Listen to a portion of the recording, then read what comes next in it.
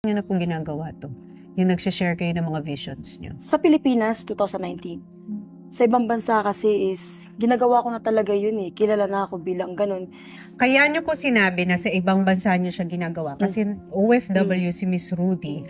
Tapos doon nag-start na nagkaroon kayo ng lakas ng loob i-share yung mga visions niyo. Nagkaroon ako ng lakas talaga doon. Pero, before pa mangyari to, bata pa lang kayo, nag-start na yung mga visions. Yes, meron na po talaga ako niyan. At the age of? When I was 3 years old, lagi ako nagpo-point. Ano daw po yung pinopoint niyo? Nagpo-point ako ng earthquake. Nagtuturo ako ng date. Hindi niya alam mag-gates eh. Hindi nila maano yung ano bang ibig ko sabihin. So, naalala ko talaga na bumili siya ng libro. Bumili siya ng libro para sa mga hayop, sa mga calamities. Pag may vision na ako, ginigising ko yung papa ko, tapos tinuturo ko na yan. 3 years old? Yes, kasi di ko kaya sabihin eh. Kasi nga bata pa. Yes. 3 years old. Hindi pa talaga ma-articulate ng bata yung mga vision na nakikita niya. Pero, nung pinanganak daw kayo, parang may senyales na special kayo. Yes. Nung lalabas na ako sa mundo, dinala ako sa ospital. Andyan eh. Pagdating sa ospital, ayoko talaga daw lumabas. Nung dinala ako sa bahay, mahirapan paniwalaan, Miss Tonia, kasi I was not there. Siyempre, baby pa ako. Kwento lang dito ng parents ko. Nung nandun ako sa loob ng bahay namin, ang bilis ko raw lumabas, pero umulan sa bahay lang din namin. Sabi ng mga sabi ng parents ko, tapos sabi ng grandmother ko, sa pagbukas nila ng door, nakita nila yung mga dogs, mga cats, mga birds. May mga hayop sa labas ng bahay nung Yes. lumabas kayo. Kailan nyo naintindihan or na-realize na may kakaiba sa inyo? I was 13, about 15. Doon talaga naunawaan ko siya kasi nag-start na akong natakot, iwahe man nakikita ako, kinakabahan ako, umiiyak ako. Ano yung mga nakikita nyo ng 13? Ano yung nakakatakot para sa Yung inyo? mapaaway na kami sa kapitbahay, minsan pupunta lang ako doon, sabihin ko sa kanya, o kuya, bukas masunog na yan masusunog talaga yan dahil pabaya yan si kuya, ganyan. So nasunog talaga siya. Tinanong ako anong oras, kanong oras, alas 7 ng gabi. Tapos minsan naman pag sasali ako ng singing contest, kasi kumakanta ako eh. Kung kailan sa kasagsagan ng magandang laban, saka naman lumabas yung vision. Tapos, bigla ako mag-stop. Sabi ko, tinuturo ko isang judge pa naman na mataas ang katungkulan sa amin. Sabi ko, nako judge, babarilin na po kayo bukas ng hapon. Sinabi nyo sa stage? Exactly. Babarilin kayo bukas? Dinaril ba siya? Binaril po talaga siya. The next day? Yeah. Nakakatakot pala yung mga prediction nyo. Kasi hindi lang siya maganda, meron ding Meron naman kasi negative. At may tragic din. Every time na may magpa-vision, pag negative, mayroon talagang lumalabas na positive. So, depende na lang talaga sa'yo yan. Paano mo i-handle yan? Halimbawa, di na ako mag-mention ng pangalan. So, I have a client, politician. Sabi ko sa kanya, sir, ganitong buwan ganitong araw. Hindi naman ako Diyos, tao lang ako. So, kung binibigay sa akin ng Diyos ang ganitong vision, ibig sabihin ayaw pa niya ikaw mawala. Ma-ambush po kayo ganitong araw. Sinabi mo? Yes. Sabi ko sa kanya, basta iwasan mong lumabas ng ganong araw. Ng ganong oras. Kung gusto mo lumabas, isa lang masabi ko sa'yo, wala ka ng ibang way, maliban sa way na yan. Huwag kang lumabas. Tumawag siya, madam, lalabas talaga ako sa importante lakad. Well, rest in peace. Binigyan ka na ng pagkakataon ng Diyos, ayaw mo sumunod. Hindi niya in-expect talaga sa kalagitnaan, inano siya. Ambush? Yes. Di naman. Patay? Yes. So, nasa sayo kasi yun Kung go or not. Depende sa'yo. Basta sinabi lang sa'yo na yun ang mangyari sa'yo, dapat harangan mo kasi ang dami ko namang nasave Ano yung mga story na na-save nyo? Katulad Katulad isang client ko, sabi ko sa kanya, magkaroon ka ng accident between motor and truck. Ang problema lang dito is nabuhay ka naman, but you lose your 2 legs. So sabi niya, madam, bigyan mo ako ng clue. Ano ba maging damit ko nung araw na yun? Maka-basketball player ka na damit. So that time, nung paalis na pala siya, nakita niya nag-basketball player siya ng damit. So tumingin sa salamin. Bigla niya ako naalala. Hindi siya umalis. Pero, nung oras na yun may aksidente. Hindi siya. Hindi siya dun. Pero hindi kasi minsan yung mga visions na ganito, nakaka-instill siya ng fear na parang nalilimitahan na yung buhay mo. Na parang hindi mo na alam na parang kung ididepende mo. Kasi minsan ganun, magiging depende ka na Na parang ayoko na, gusto ko munang malaman kung ano mangyayari sa akin. Pero the best kasi, parang nag-ooperate na ng fear. Kasi gano'n naman talaga ang tao Opo. Ito pa lang yung naririnig mo, yung utak mo layo na narating. Yes. Diba? So why you just do this part? Okay, ito pala yung vision mo sa akin. So bakit, ako kasi mas tinitingnan ko sa positive way. Bakit pinapakita ni Lord sa'yo yan? Kasi gusto pa niya makita kang buhay eh. If it's your time, wala tayong magagawa doon. Pinapakita niya sa'yo, so iwasan mo na lang. So, sabi nyo, 13 years old, unang lumabas, yung gift na yan, na-realize nyo, meron kayong gift ng vision at ang mga mangyayari sa tao. Paano nyo ngayon ito na-control at paano kayo nabuhay na may ganitong gift? Kasi magbabago buhay nyo nun. Exactly. Ay, nagkakatotoo yung mga nakikita ko. 13, 14, 15, medyo struggle pa ako dun. Pagdating nung time na nawala yung parents ko, dun ako nainis. Sorry. Nainis kayo dun sa vision nyo? Dun sa gift? Yes, sorry. Bakit na kayo Basta pag parents, masakit sa dibdib. Yes. Yeah, sorry. Kahit na ang tagal na nun, laging sariwa yung sugat. Kasi, sabi ko sa kanila, mamamatay kayo ng sabay. So, ililibing kayo dito ng sabay. Sinabi nyo yan sa kanila? Yes. I did not. Sinabi ko naman, kasi yung mga tao kala nila, si Rudy, Ma'am Rudy, matapang. May vision yan. Minsan ba napagkakamalan ko, naku, baka baliw yan, kung ano nang sinasabi niya. Nung una, napagsabihan akong baliw. Na one time na sa ibang bansa ako, napagsabihan talaga ako nun, pero in the end of the day, napahiya rin sila doon. So, Sinabi niyo sa parents niyo? sinabi ko sa parents ko yun, na mamatay kayo ng sabay. Dito kayo ililibing. Dinala ko talaga sila doon. Tapos, taon-taon sila pupunta doon, Miss Tony. Tinitingnan nila kung may nakalibing doon. It's so weird lang kasi yung cemetery, marami na naghanap ng space. Pero yung space nila, wala talagang umagaw. Paano sila namatay? Accident. Nung namatay sila ng sabay, parang tahimik yung mundo ko eh. Parang sinisisi ko talaga siya eh. Si God? Yeah, sinisisi ko siya. Dami-daming tao sa mundo, di ba? Why me? Ba't sa akin pa? Pinapakita lahat yan. Kasi may vision nga ako, di ko naman sila na-save. Parang iniisip mo, parang curse na siya. Parang parang... Hindi na to gift, parang sumpa na tong nangyayari. Parang sumpa na itong nangyari. Ilan taong ka no, nung namatay yung parent? Mag-turning na ako siguro 17 or basta bata pa ako noon. Bata pa ako noon nung mawala. Saka dalawa yung kinuha. Kaya masakit talaga. Mapapa-question ka talaga. Oo, tanong ako sa kanya. Sabi ko, ayoko na ng gift mo. Sa'yo na yan. Sabi mo kay God?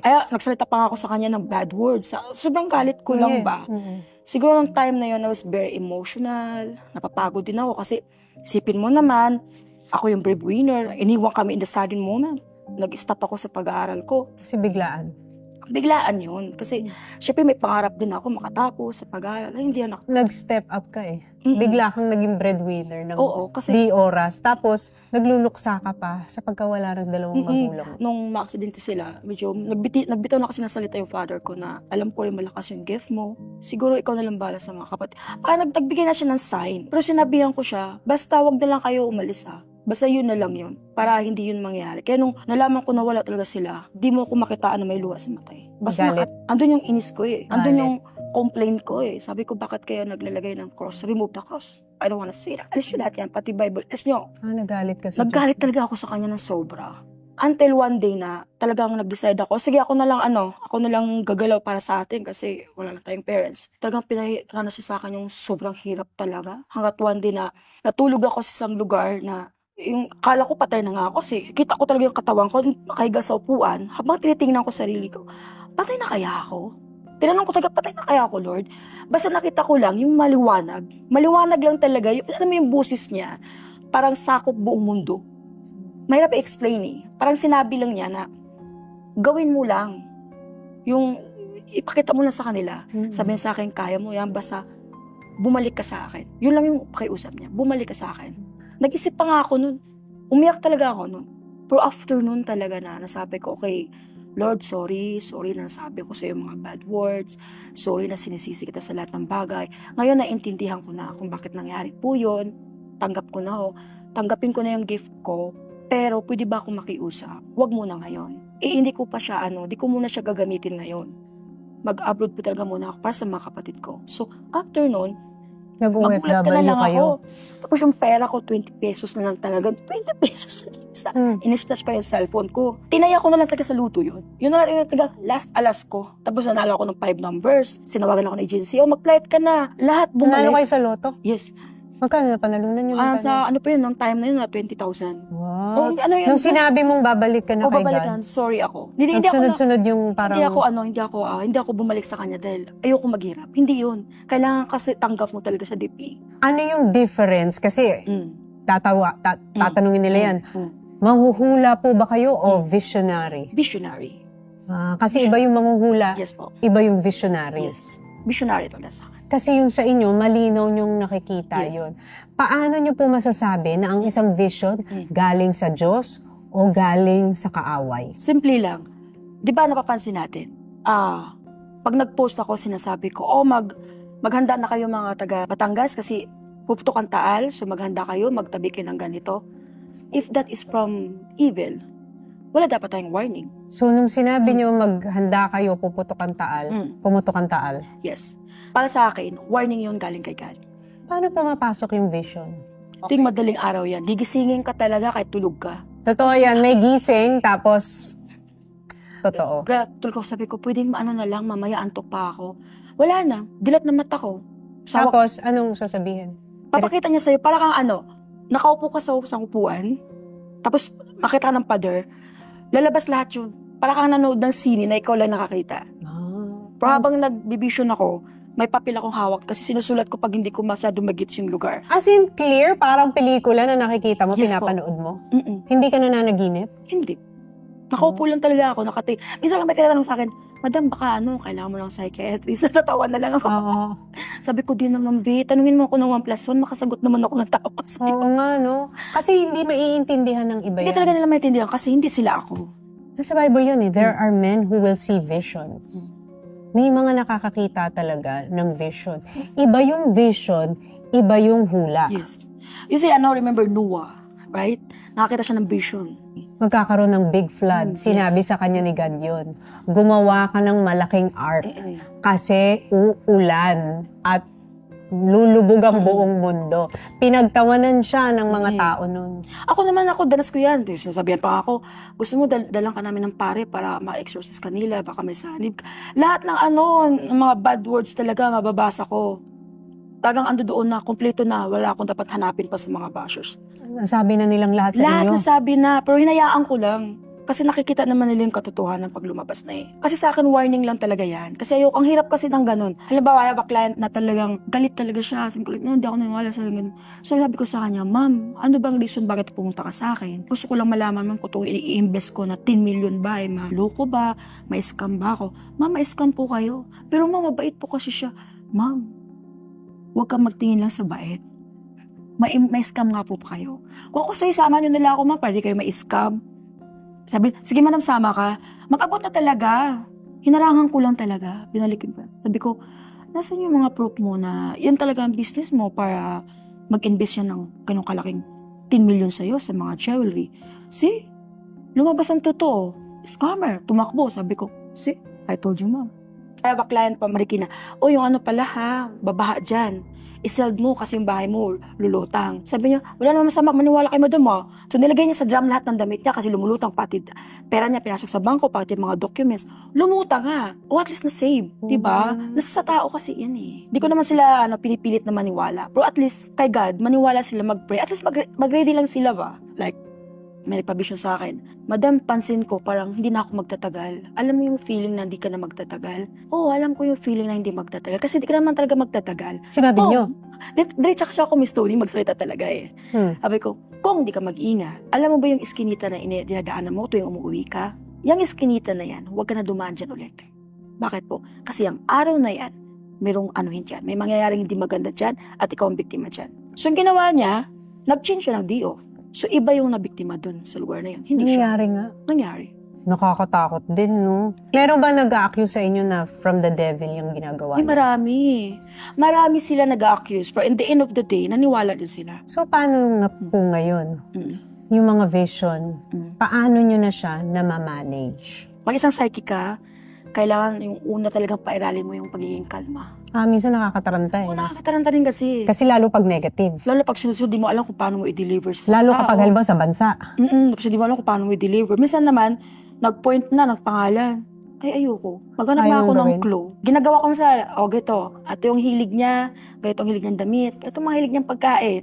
Ganun, ayoko magbigay ng pangalan kasi baka magalit. Halimbawa, may makasalubong kayong couple Mm. na naglalakad sa mall, Mm. may nakikita kayo minsan vision. Ay, Minsan may ganun. maghihiwalay itong mag-asawang to. Ay, hindi niya asawa to. May ganun, napapahamak na nga ako dun eh. Makasalubong ko siya, tapos biglang kumanan yung babae.